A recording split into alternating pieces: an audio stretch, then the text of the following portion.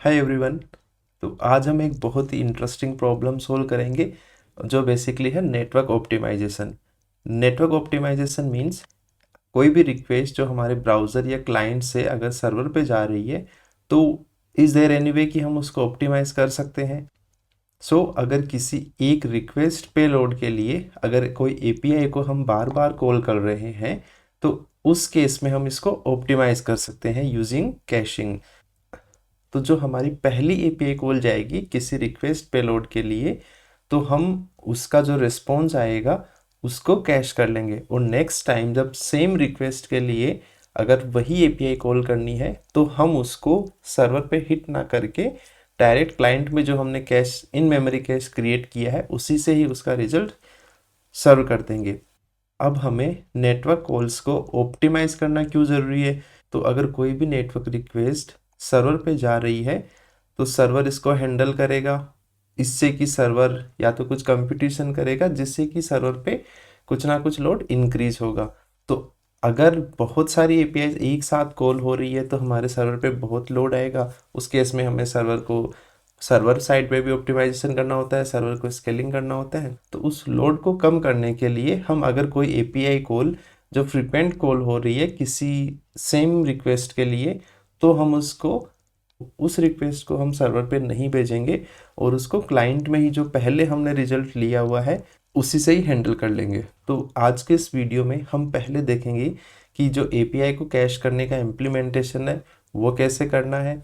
Second चीज़ ये है कि अगर हमें किसी एपीआई के रिस्पॉन्स में कोई एरर आ गई है तो क्या हमें उसको कैश करना चाहिए, अगर नहीं करना है तो हम उसके हैंडलिंग कैसे करेंगे। और थर्ड चीज़ देखेंगे कि हमें अगर किसी एपीआई को किसी पर्टिकुलर पीरियड ऑफ टाइम के लिए ही कैश करना है तो वो हम कैसे कर सकते हैं। So let's start. तो यहाँ पर मैंने एक फंक्शन लिया है fetch to do। So basically इसके अंदर हम एक एपीआई कॉल कर रहे हैं यूजिंग द fetch। यहाँ पर मैं एक एपीआई कॉल कर रहा हूँ जेसन प्लेस होल्डर यूआरएल पर। So this Jason place holder एक टेस्टिंग पर्पस के लिए वेबसाइट है जिस पर हम फ्री में एपीआई टेस्टिंग कर सकते हैं। ओके। सो अब मैं इस फेच टू डू को मैं एक आईडी पास कर रहा हूँ, और ये जो मेरी आईडी है वो जो एपीआई एंड पॉइंट है उसमें एक क्वेरी पैरम में जा रही है। तो उसके अगेंस्ट हमें एक रिस्पॉन्स मिलेगा। तो जब भी हम कोई भी अलग आईडी पास करेंगे तो हमें एक अलग रिस्पॉन्स मिलेगा। सो लेट्स ट्राई दिस आउट। तो या वी कैन सी कि जब हमने आईडी 1 पास किया है तो हमें रिस्पॉन्स मिला है आईडी 1, और इसमें एक टाइटल आ रहा है which is a random string. ठीक है। सो तो जो भी फेच कॉल होती है वो एक प्रॉमिस रिटर्न करता है, और जो प्रॉमिस का रिस्पॉन्स होता है उसको हम देन और कैच मेथड से हैंडल कर रहे हैं। तो यहाँ पे जो फेच का रिस्पॉन्स आ रहा है बेसिकली वो मेरे देन में आ रहा है, और मैं उसको यहाँ पे कंसोल में लॉग कर रहा हूँ। तो अब हम क्या करेंगे, यहाँ पे अब हम इसी आईडी के लिए दोबारा से फेच टू डू को कॉल करते हैं। Okay. So let me copy this and इस वेरिएबल को रीनेम करते हैं todos repeat 1 and to do's are okay. Let refresh this. Okay, so basically यहाँ पर हमको सेम रिस्पॉन्स आ रहा है सिर्फ फॉर द सेम आईडी। ठीक है। एंड लेट्स सी कि एपीआई कॉल कितनी बार हो रही है। तो उसके लिए मैं एक फेच टू डू में कंसोल ऐड कर रहा हूँ, कंसोल डॉट लॉग से calling API for ID and the id. Okay, so let's refresh this. Okay, so we can see here कि जो fetch to do है वो यहाँ पे 2 बार कॉल हो रहा है। तो यहाँ पर अब हम मेमोराइजेशन यूज करेंगे जिसके थ्रू हम नंबर ऑफ एपीआई कॉल है उसको रिड्यूस करेंगे। सो बेसिकली एक ही एपीआई कॉल होगी for one request payload. Let's start writing the memorisation. So let's make it as a const promise caching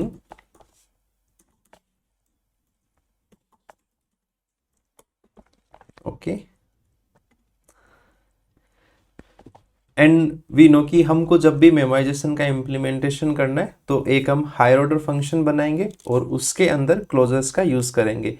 तो जो हमारा हायर ऑर्डर फंक्शन है उसमें एक इनपुट पैरामीटर होगा, तो और वो इनपुट पैरामीटर बेसिकली जो हमारा फंक्शन होगा जिसको हमें मेमोराइज करना है, और उसके अंदर जो हमारा एपीआई कॉल का फंक्शन है उसको हम कॉल करेंगे, बट उसका जो रिजल्ट आएगा उसको स्टोर करने के लिए हम एक वेरिएबल क्रिएट करेंगे हमारे हायर ऑर्डर फंक्शन के अंदर, एंड वो वेरिएबल एपीआई कॉल का जो भी रिस्पॉन्स आएगा उसको कैश करेगा against the request payload which we are passing to this function.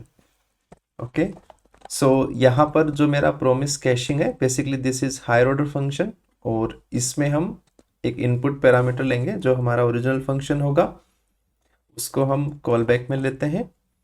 ठीक है, and this higher order function returns a function, so return a function.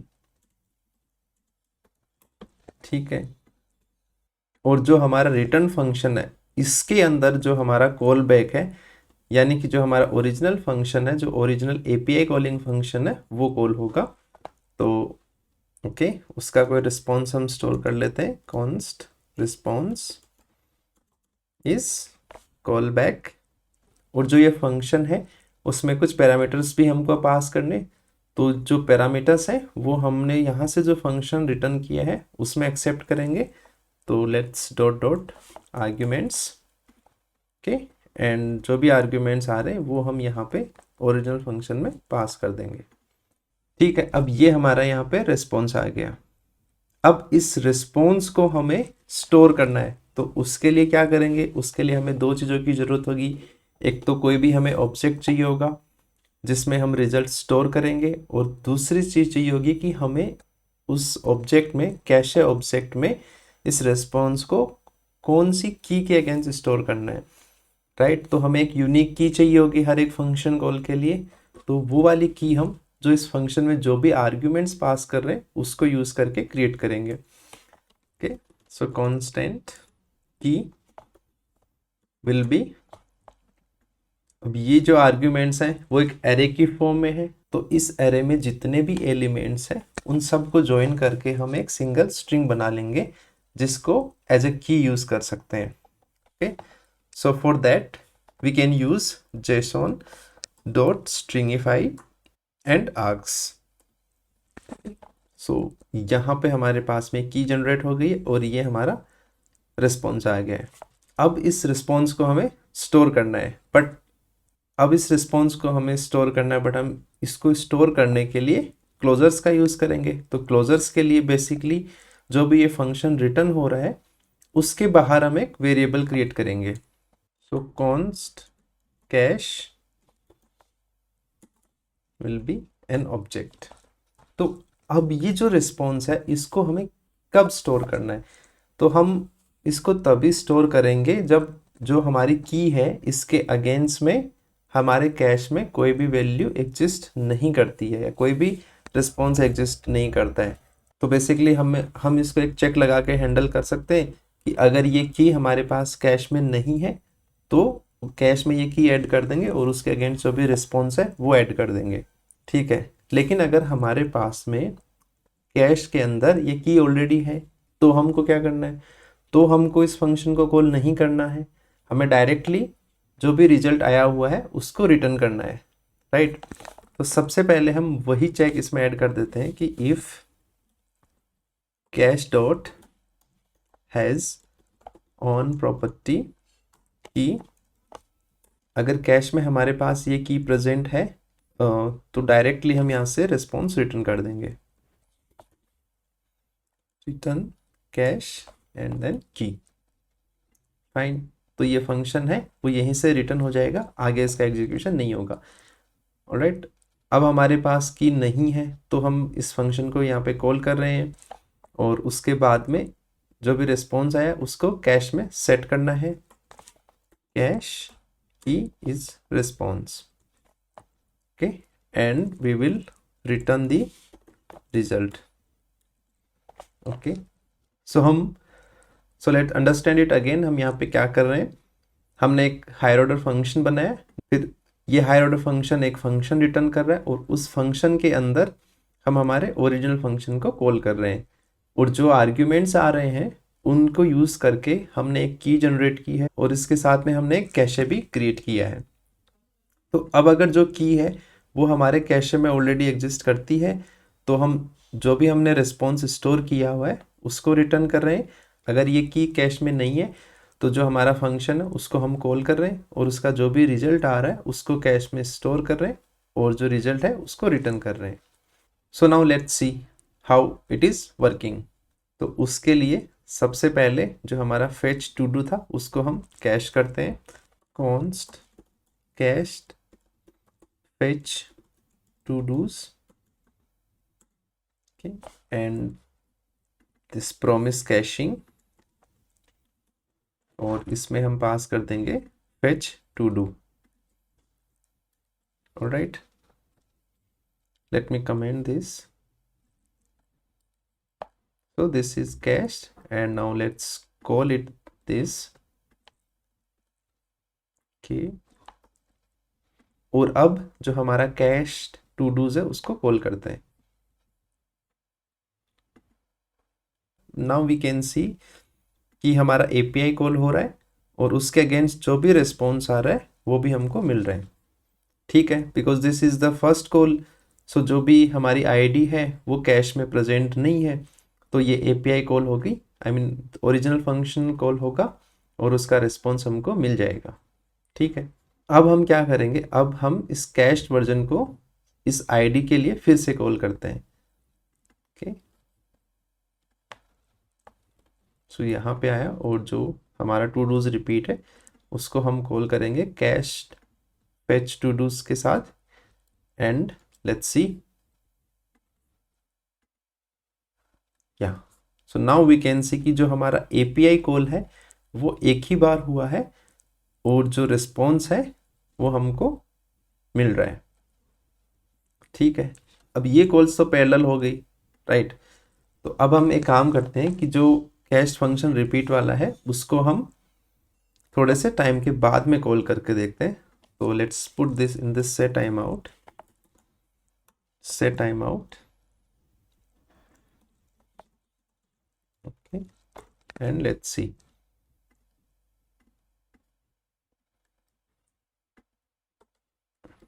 and let me put a delay of 2 seconds, okay। let's try this out।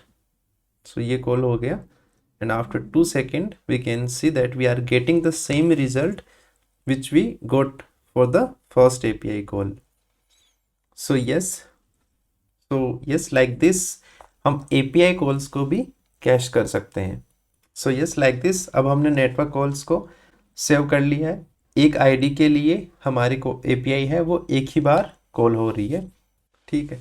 अब यहाँ पर हमको ये समझना है कि जो ये कॉल बैक है वो क्या रिटर्न कर रहा है।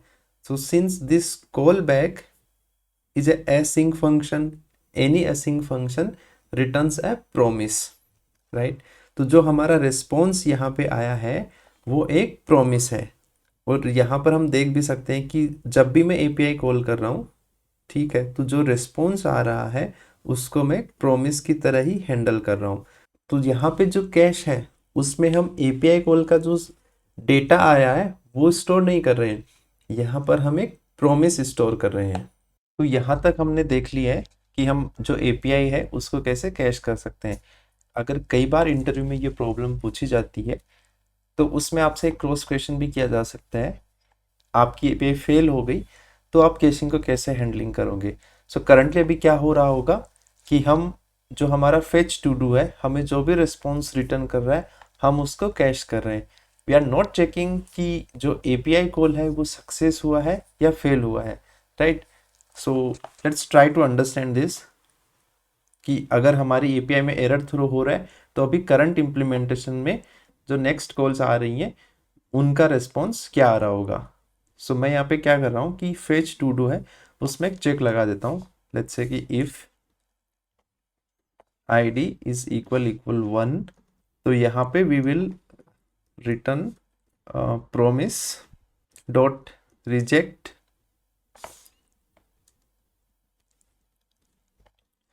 ओके, और उसमें हम डाल देते हैं API failed. Okay, so now let's see what happens.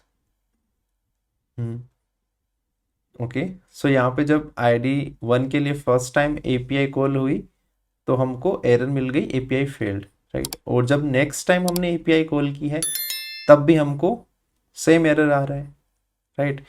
So now this is not the right implementation, because कई बार ऐसा हो सकता है कि सर्वर आपको मे बी किसी भी रीज़न की वजह से कोई एरर या एक्सेप्शन थ्रो कर सकता है, राइट। सर्वर डाउन है या और कोई भी रीज़न हुआ है, तो उस केस में अब हमें अगर कोई API फेल हो गई तो हमें हर बार उसका फेल रिस्पॉन्स ही मिलेगा, राइट।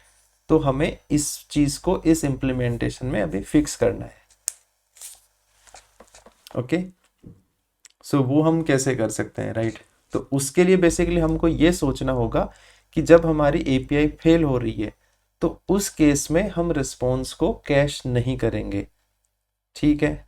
अगर हम ऐसा कर पाते हैं तो हमारी प्रॉब्लम सोल्व हो जाएगी। तो अब चलते हैं जहाँ पे हम रिस्पॉन्स को कैश में सेट कर रहे हैं, राइट। तो अभी डायरेक्टली हमें जो भी रिस्पॉन्स आ रहा है हम उसको कैश में सेट कर रहे हैं। तो अब हम एक काम करते हैं, अब हम चेक लगाएंगे यहाँ पे। तो अब हमें यहाँ पर ये पता करना है कि जो मेरा कॉल बैक है या जो API कॉल हो रही है उसका जो रिस्पॉन्स है वो फेल हुआ है कि सक्सेस हुआ है, वो हम यहाँ पर कैसे चेक कर सकते हैं। तो जो कॉल बैक है वो एक प्रॉमिस रिटर्न कर रहा है, एंड वी नो कि जब भी प्रॉमिस में कोई भी आपका प्रॉमिस रिजेक्ट होता है या एरर आता है आपको, तो we have a handler, catch handler, right. तो यहाँ पर हम इस API की जो भी एरर आ रही है उसको यहाँ पर हम कैच करेंगे और उस कैच ब्लॉक के अंदर हम लॉजिक लिख देंगे कि इस वाले रिस्पॉन्स को कैश में सेट नहीं करना है, राइट, सिंपल। तो यहाँ पे हम लॉजिक लिख देंगे। तो पहले तो हम जो रिस्पॉन्स है उसको कैश में सेट कर रहे हैं, राइट। अब उसके बाद में हम एक लॉजिक यहाँ पे लिख देंगे कि रिस्पॉन्स डॉट कैच, ठीक है, error whatever error it is, and let's do one thing, जो हमने यहाँ पर कैश में रिस्पॉन्स सेट किया है उसको हम डिलीट कर देंगे। So delete cache key, right. So this is how we delete a key from an object in JavaScript. और यहाँ पर हम अब एक कंसोल भी ऐड कर देते हैं so that we can see कि जो भी एरर आ रही है वो हमारे कैच ब्लॉक में आ रही कि नहीं आ रही। Console dot log let's say inside catch and error, okay, so now let's try this। so अभी क्या हो रहा है, कॉलिंग API for ID1। तो सबसे पहले ये कॉल हुआ, फिर यहाँ से रिजेक्ट हो गया प्रॉमिस, उसके बाद में यहाँ हमारा कैच ब्लॉक एग्जीक्यूट हुआ, ठीक है। तो उसमें हमने ये वाली एरर प्रिंट करवा दी, इनसाइड कैच API फेल्ड। और उसके बाद में यहाँ पे जो हमको डेटा मिल रहा है, राइट, वो प्रिंट हो गया API फेल्ड। तो दोबारा से जब हमने कैस्ट फेच टू डू को कॉल किया for the same ID, so we can see कि ये फिर से इसने API कॉल करी है। मतलब यहाँ पे हमने जो API का रिस्पॉन्स आया था, जो फेल्ड रिस्पॉन्स था, उसको कैश में सेट नहीं करा है, alright. So again the same logic will run inside this catch and we are getting the error here, all right। तो अभी हम यहाँ पे ये चेक लगा रहे हैं कि जब भी ID1 आएगी तो आपकी API फेल होगी। तो इसलिए इस सेकंड कॉल का भी जो रिस्पॉन्स आया है वो कैश नहीं आया, but this won't happen in the real scenario. तो आपकी जब नेक्स्ट टाइम API सक्सेस होगी तो ये कैच ब्लॉक एग्जीक्यूट नहीं होगा और हमारा जो भी API का रिस्पॉन्स है वो कैश हो जाएगा। तो यहाँ पर जो हम API को कैश कर रहे हैं, सो बेसिकली उसको हम एक तरह से परमानेंट स्टोर कर रहे हैं। परमानेंट स्टोर कर रहे हैं मीन्स कि जब तक यूज़र हमारी एप्लीकेशन पर है तो अब वो उस API को कितनी भी बार कॉल करेगा उसको सेम ही रिस्पॉन्स मिलेगा, क्योंकि जो फर्स्ट API कॉल हुई थी उसका जो रिस्पॉन्स आया था वही हमने कैश कराया हुआ है। सो बेसिकली कई बार this is not a good practice, because maybe हमारे पास कोई ऐसी API है जिसका डेटा 10 और 20 मिनट्स के बाद में लेट्स से चेंज हो रहा है, बट यूज़र के लिए उसको वही पुराना डेटा ही दिखता रहेगा। तो इस केस को सोल्व करने के लिए हम टाइम बेस्ड केसिंग का यूज़ कर सकते हैं। तो उसमें क्या होगा, बेसिकली करंटली अभी हम सिर्फ एपीआई का जो डेटा है वही स्टोर कर रहे हैं। तो उस डेटा के साथ साथ में हम एक टाइम स्टैम्प भी, या जिस टाइम पे वो डेटा हमने कैश करा है वो भी स्टोर करेंगे। और जब भी हमारे पास उस एपीआई के लिए रिक्वेस्ट आएगी तो उस टाइम पर हम ये चेक कर सकते हैं कि इस एपीआई का जो डेटा है वो हमें इतनी देर के लिए कैश करना था। तो अगर उस टाइम इंटरवल के अंदर कोई रिक्वेस्ट आती है तब हम डेटा है वो कैश से सर्व कर देंगे। Otherwise, we will make a fresh API call and will update the cache for that request. Okay, so let's start implementing this. So उसके लिए हम क्या करेंगे, तो यहाँ पर जो हमारा कैश ऑब्जेक्ट है, तो इस कैश में अभी हम डायरेक्टली रिस्पॉन्स स्टोर कर रहे हैं, राइट। अब रिस्पॉन्स स्टोर ना करके इस कैश का जो डेटा स्ट्रक्चर है वो हम थोड़ा सा चेंज करते हैं। So let's make an object here and do this response. Okay, और यहाँ पर हम कैश में से की रिटर्न कर रहे थे, तो अब हमको cash key dot data return करना होगा, राइट। ठीक है, so this is we will make change in the how we were storing this data into the cache. और कोई भी एपीआई को हमें जितने भी टाइम के लिए कैश करना है, this time could be a variable, it is not fixed, right. तो उसके लिए हम क्या करेंगे, तो यहाँ पर जब हमें कॉल बैक मिल रहा है यहीं पर ही हम एक सेकेंड पैरामीटर लेंगे, let's say time, okay, and let's give it some default value, let's say 5 seconds for this example. Okay, तो जहाँ पर हम ये कॉल कर रहे हैं यहाँ से हम इस सेकेंड पैरामीटर में अब टाइम भी पास कर सकते हैं। तो बेसिकली अलग अलग एपीआईज को हम अलग अलग टाइम के लिए कैश कर सकते हैं। यहाँ पर हम एक जावास्क्रिप्ट का मेथड होता है date.now, उसका यूज़ करेंगे। तो date.now हमें जो भी करंट टाइम होता है वो मिली सेकेंड्स में देता है, तो उसका हम यहाँ पर यूज़ करेंगे। तो जब भी हम रिस्पॉन्स को कैश में स्टोर कर रहे हैं उसी टाइम पर हम इसमें एक टाइम स्टैम्प भी ऐड कर देंगे कि ये वाला जो रिस्पॉन्स था ये हमने इस टाइम पे स्टोर किया था। सो लेट्स क्रिएट ए की time stamp and date.now।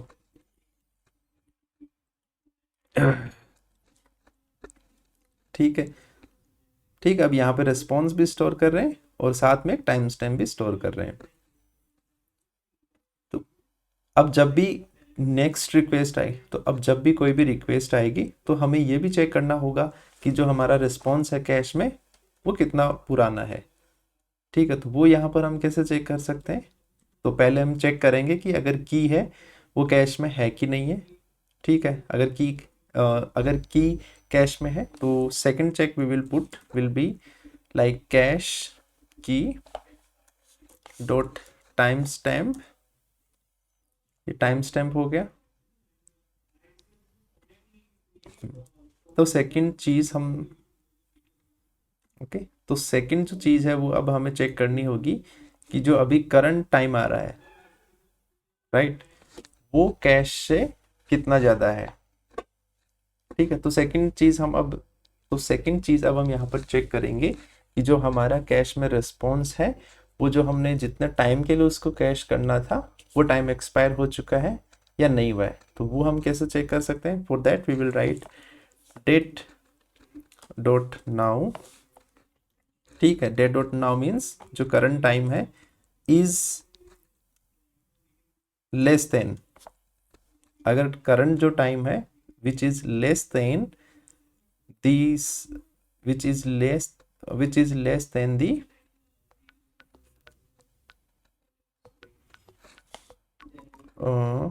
our cash, which is less than the cash key dot timestamp, okay, and plus the time for which the duration for which we have to cache this key। okay, so जो अभी okay, so what this condition says कि जो अभी current time है, ठीक है, वो जो हमने कैश जो अभी करंट टाइम है वो जिस समय वैल्यू को रिजल्ट, जिस समय हमने रिजल्ट को या रिस्पॉन्स को कैश करा था वो टाइम, प्लस जितने ड्यूरेशन के लिए हमें इस रिस्पॉन्स को कैश रखना है उससे कम है, तब तो हम कैश रिजल्ट सर्व करेंगे। अगर नहीं है तो हम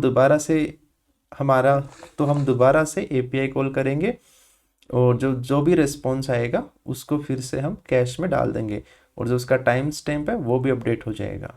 okay, so now let's see and try this. Okay, so यहाँ पर हम फेच टू डू को 5 सेकंड तक ही कैश कर रहे हैं। ठीक है, पहले कॉल करेंगे यहाँ पे, तो पहले यहाँ पे कॉल कर रहे हैं और उसके बाद में 2 सेकंड बाद में हम फिर से इसको कॉल कर रहे हैं। तो लेट्स सी क्या रिस्पॉन्स आता है। ये फर्स्ट एपीआई कॉल, ये रिस्पॉन्स, एंड सेकंड टाइम हमारा कैश रिस्पॉन्स आ रहा है, एपीआई कॉल नहीं हो रही है। Fine, now let's do one thing, जो हम यहाँ पे 2 सेकंड के बाद में कॉल कर रहे हैं, let's make it 7 seconds and now let's सी। ये एपीआई कॉल हुई और उसका रिस्पॉन्स आ गया। ठीक है, लेट्स वेट। और अब क्या हो रहा है, अब 7 सेकंड के बाद में वी कैन सी कि फिर से हमारी एपीआई कॉल हो रही है, right. This console statement is printing here when we are making the API call. तो हमारी एपीआई कॉल हो रही है और जो भी रिस्पॉन्स आ रहा है वो हम यहाँ पे फिर से लॉग कर रहे हैं। तो यहाँ पर जो ये वाली कंडीशन है वो फॉल्स आ रही है। ठीक है, उसकी वजह से हमें कैश वाला रिस्पॉन्स नहीं मिल रहा है। It is making a new call and we are getting the new data. So yeah, basically this is kind of implementation how we can cache the promise functions or API calls in our application. This can improve our application's performance or it can reduce the loading time also, or as well as और जो हमारा backend server है उस पे भी हम API call को reduce कर सकते हैं। Alright, so with that, my name is Bharat and thank you so much for learning with me.